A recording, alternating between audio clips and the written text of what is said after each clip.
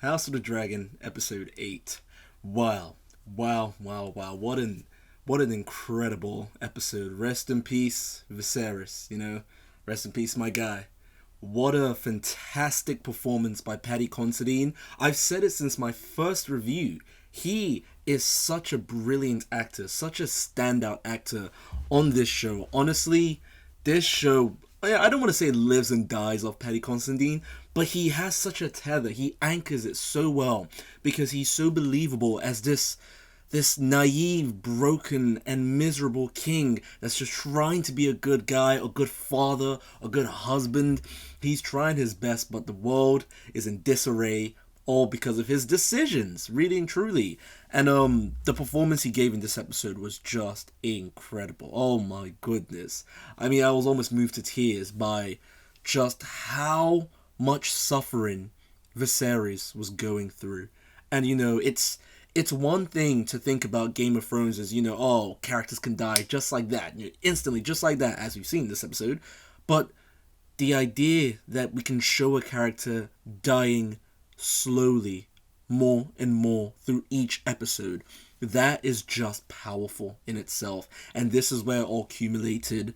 That scene where he walked into the court, the gold mask on his face, that looked like something straight up from, I don't know, something mystical, I don't even know where it could be from, but it just looked so majestic, and it just said so much about who he is, that even in his weakest moment, he still found the strength to come back and figure out what was going on with his family and sit in that throne room as the king again. Even though he is physically, his body was physically ailing and his mind was just going, he still found that strength and pushed himself. And Daemon as well, for helping his brother, getting him onto the seat and placing that crown on his head. Oh, the respect, Jesus, man. Again, family first.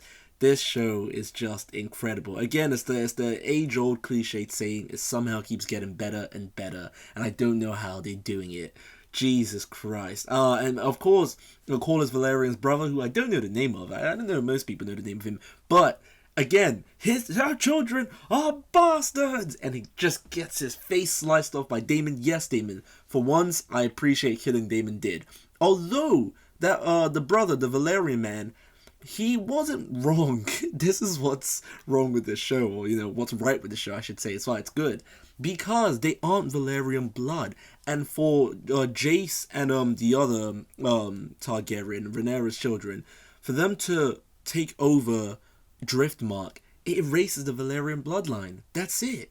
They're gone. Of course, the daughters are there, but women, they're not going to rule for the throne and Driftmark. So it's complex. And I get why he was mad and why he was furious, but he did it the wrong way. He didn't just go up there to the king and call his daughter's children bastards, especially when Daemon Targaryen is her husband right there. So that was a crazy scene. That was excellent. Again, real Game of Thrones memories there. Reminded me of the best of the series. People just going just like that. But as well, Aemond Targaryen. That is a crazy motherfucker. That is a crazy guy. Jesus Christ. I don't know what he's been eating, who he's been training with. Now he's he almost looks like a freaking crazy Nazi or something, the eye patch. Of course, it adds a whole mystique and, aggression to him.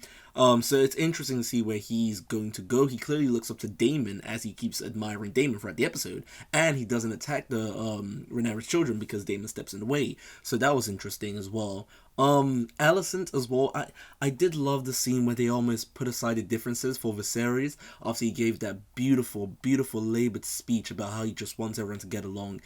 And they were for a brief moment, but we knew it was only just going to be for a brief moment, because the moment he left, all hell broke loose, essentially. And it was really sad to see. This is where the dance begins. Viserys literally is the only thing that's keeping everything together. As much as he is a failed king, I guess, his presence is the only reason there isn't bloodshed right now across every member of the family.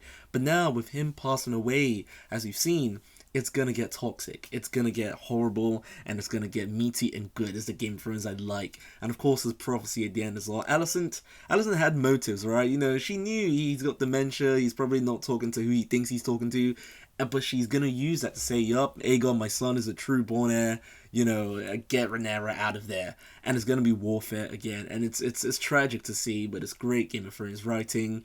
Again, the children are going to be really interesting to see the progression. Of course, the season isn't them, but I'm guessing season 2, 3, it's going to be interesting because now they're starting to mark out the different personalities of the kids. But I guess they're still going to grow older, and we're going to get older actors for them again. But it's just really interesting to see how they've been set up, essentially.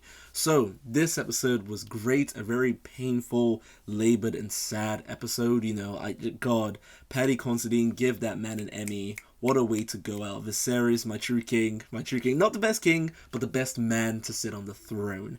So, that's my review of House of the Dragon episode 8, The Land of the Tides. Like this video if you agree with me that it was great. Comment what you think, and subscribe if you are new.